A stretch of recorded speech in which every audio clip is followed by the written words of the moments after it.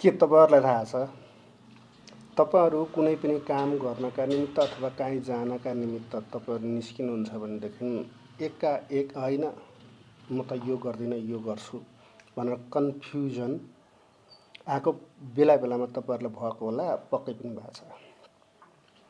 यो किन हुन्छ? कुनै काम गर्न अथवा काहीँ जानका निमित्त कुनै पनि मान्छे हिँड्छ, तर सर्टेन टाइम पछाडि एकाएक ऊ परिवर्तन भएर होइन यसो होइन यसो चाहिँ गर्छु भन्ने हुन्छ। अब यो सुन्दाखेरि अचम्म लाग्ला, यसको गजबको कनेक्सन हाम्रो शरीरभित्र छ। एउटा दिमाग, एउटा मन र एउटा आत्मा। विचार गर्नुहोस् है, एउटा मन, एउटा आत्मा र एउटा दिमाग।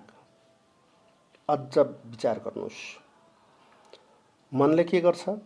आफ्नो इच्छा परिपूर्ति गर्नका निमित्त सजेसन गर्छ मनले। मलाई यो चाहियो, यो मिठो छ, यो खान्छु, यो मिठो छैन, खान्न, यावत ज्यावत कुराहरू यी मनले भन्छ। अथवा आफूलाई अनुकूल अथवा राम्रो, आफू भोगीपन भनौँ, भोगीपन चाहिँ मनले देखाउँछ। अब रह्यो अर्को आत्मा हुन्छ। आत्माले यो शरीर धारण गरेको हुन्छ र आत्मा विशुद्ध रूपमा उसलाई केही पनि चाहिँदैन, उसले वास्तविक नैतिक रूपमा आत्मा बसेको हुन्छ। त्यो कारणले गर्दाखेरि आत्मा एउटा छुट्टै भयो, जसलाई उसको यो शरीरप्रति कुनै पनि अर्थ छैन, माया छैन, केही छैन, यो ठिक र यो बेठिक भनेर सत्यको निर्णय मात्रै गर्छ। अब यी दुईवटा कुरालाई समायोजन कसले गर्छ भन्दाखेरि हाम्रो दिमागले समायोजन र सन्तुलन गर्छ। त्यही भएर सही काम गर्ने मान्छे बुद्धिमान मान्छे र गलत काम गरेर भए पनि भोगी नीति अथवा मनले खटाएको काम गर्ने मान्छेलाई विभिन्न अर्थ लगाउलान्, अथवा नराम्रो भन्लान्, अथवा चाहिँ बुद्धि नभएको भन्लान्, अथवा स्वार्थी भन्लान्, यावत ज्यावत यी खालका कुराहरू गर्छ। तर आखिरी आत्माले त्यो खटन गरेको हुँदैन, त्यो उसको मन होइन जुन चाहिँ स्वार्थी हुन्छ। र ती मन र आत्मा दुईवटालाई एक ठाउँमा समायोजन गर्नका निमित्त प्रयोग गर्ने जुन दिमाग हो, त्यसैले नै मानव जीवनको क्याटेगोराइज गरिदिन्छ अथवा वर्गीकरण गरिदिन्छ।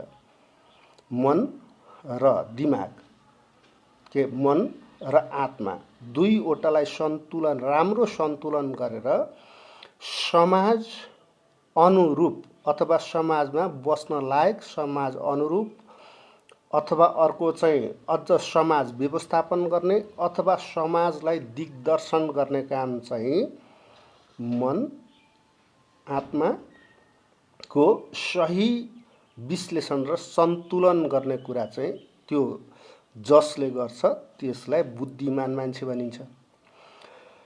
अब यो कुरा मैले किन भने भन्दाखेरि अहिलेको यो समाजमा मन प्रदायक छ अथवा मनले सोचे अनुसारको काम गर्न पाउनु नै सुख अथवा समृद्धि हो भन्ने खालको यो खालको कुरा चाहिँ अहिलेको यो कलियुगमा भएको छ, जसमा मदिरा पान गरेर मस्ती आउँछ। त्यो मन केन्द्रमा रहेर हो। र यसै होइन, मन आत्मा र दिमाग यी कम्प्लिटली फरक पार्टहरू हुन् र यिनीहरूको मन र आत्मालाई सन्तुलन गर्नका निमित्त दिमागको प्रयोग हुन्छ। आफू अर्कोलाई क्षति नपुर्याइकन अथवा अर्कोलाई सुधारात्मक ढङ्गले, सुधार उन्मुख ढङ्गले व्यवस्थापन समाजलाई गर्छ भनेदेखि त्यो बुद्धिमान भयो होइन। त्यो खटाउने काम चाहिँ दिमागले गर्छ।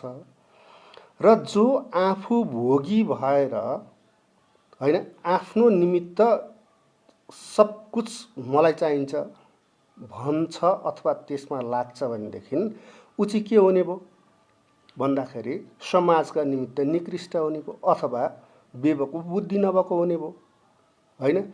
आखिरी तीनवटा कुराहरू मैले प्रश्न भने, एउटा मन सुविधाभोगी हुन्छ, उसले अरूको बारेमा केही सोच्दैन, आफ्नो लागि सोच्छ। आत्मा जुन विशुद्ध रूपमा स्वार्थ रहित हुन्छ, जुन होइन जसले यो ठिक र यो बेठिक मात्रै छुट्याउँछ। यी दुईवटा कुरालाई सन्तुलनमा राख्न सक्नु त्यो बुद्धिको काम हो। जसले यो सन्तुलनमा राख्न सक्छ त्यसलाई बुद्धिमान मान्छेको रूपमा भनिन्छ।